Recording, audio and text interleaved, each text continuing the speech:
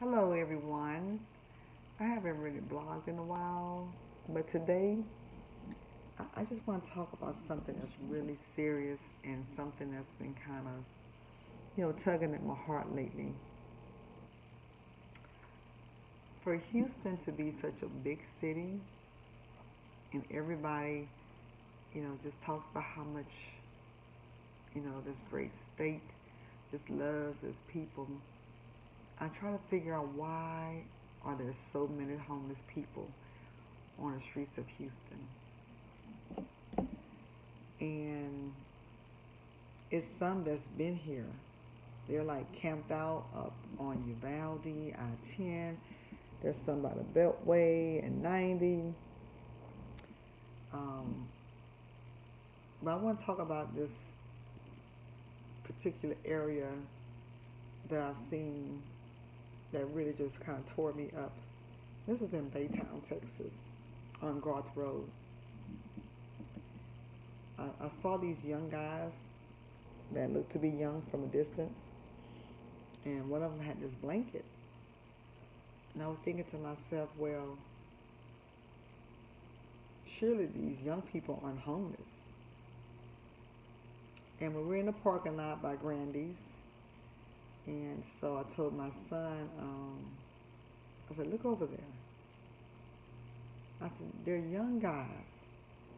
And I started just talking to him about how sometimes in life, if we don't make the right choices, that stuff like that can happen. I don't know what their situation is.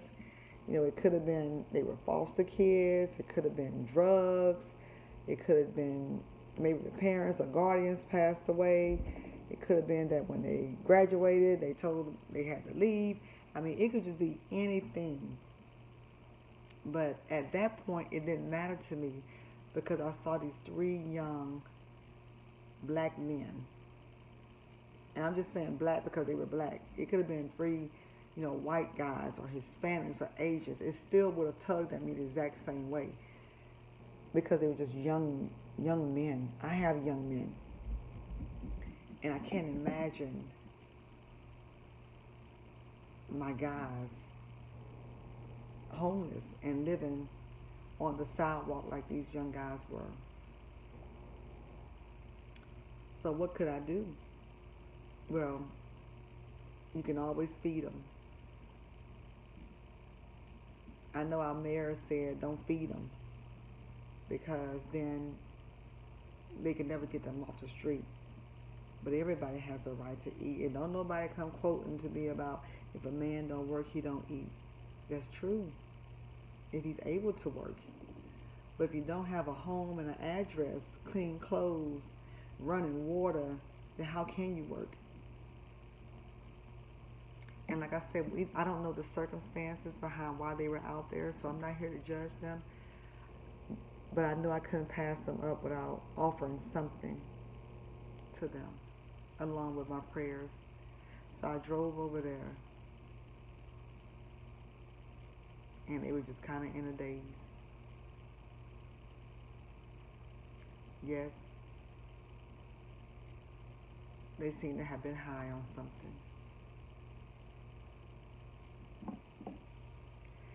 I don't know if they were already on drugs prior to becoming homeless or if they started doing them when they did become homeless. I don't even know what kind of drugs it could have been. It could have been medication, you know. Don't look like they had any money, so I don't know if they could have, bought anything else. But something was definitely wrong with them. Not only from the standpoint of drugs, but mentally as well. And the mental, I believe, is coming from the homelessness. They look to be no older than 24 years of age, all three of them. They look defeated. They look like they've lost in life.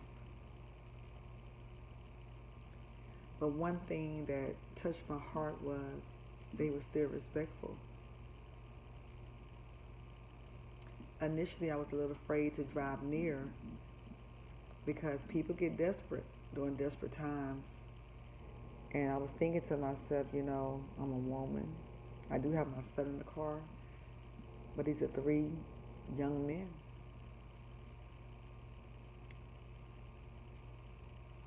But the Lord told me everything was going to be okay. And I drove over there and I just said, hey, guys, are y'all hungry? And two of them turned around and said, yes, ma'am. I said, okay, I'll be back. We left and went and got them some food and something to drink.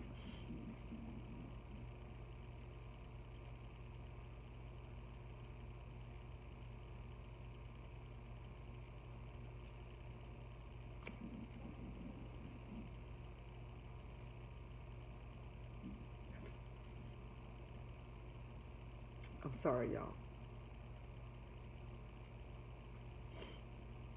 We left them and they got them something to drink and we brought it back to them.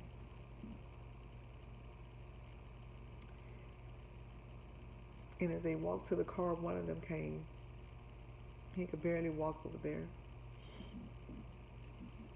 It doesn't look like he's eaten in a couple of days.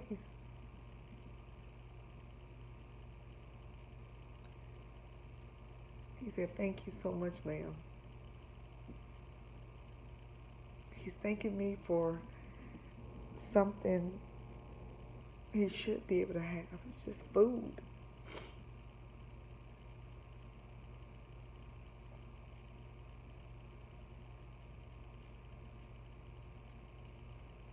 Someone has to thank you for feeding them. And they haven't eaten in days. That's not right.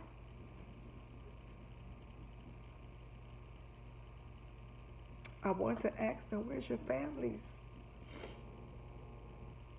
I wanted to tell them to get in the car. I'm going to take y'all home.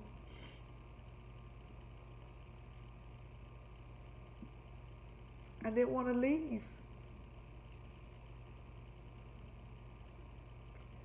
But I had to.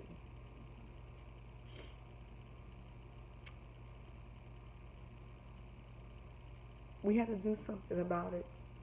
We have to do something about the homelessness in our city, in our cities. We have to do something about these young people on the streets, laying on sidewalks at night. Some of them, do have mental issues. They're not being medicated. They're not being treated.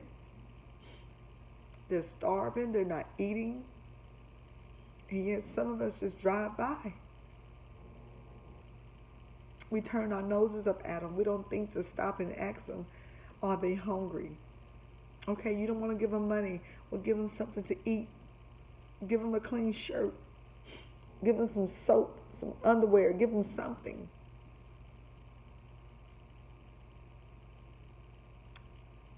I know if we continue to do that, sometimes some of them will never go and get the help they need or go into a place where they can get the help. But what else can we do? We have to do something.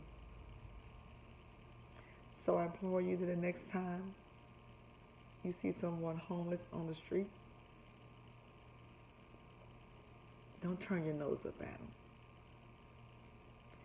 Even if you don't have anything, just say, hey, take care of yourself. Hey, I hope things get better. Hey, I'm praying for you. Hey, I love you. Hey, I'm sorry I don't have anything to give. I'll try to come by again if you're still here. Hey, how are you doing today?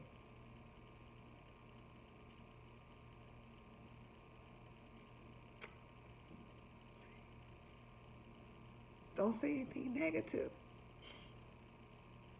Their life is already in shambles, and they don't need us judging them or crucifying them or cussing them or throwing things at or harming them.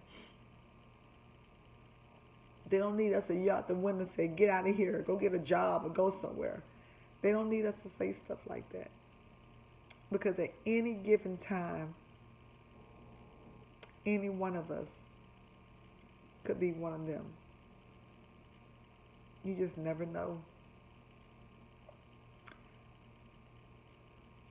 Somebody that's watching this may have been one of them. Somebody that's watching may have been close to being one of them.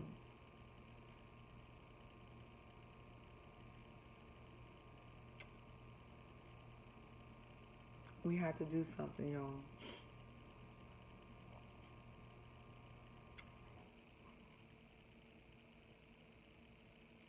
We had to do something.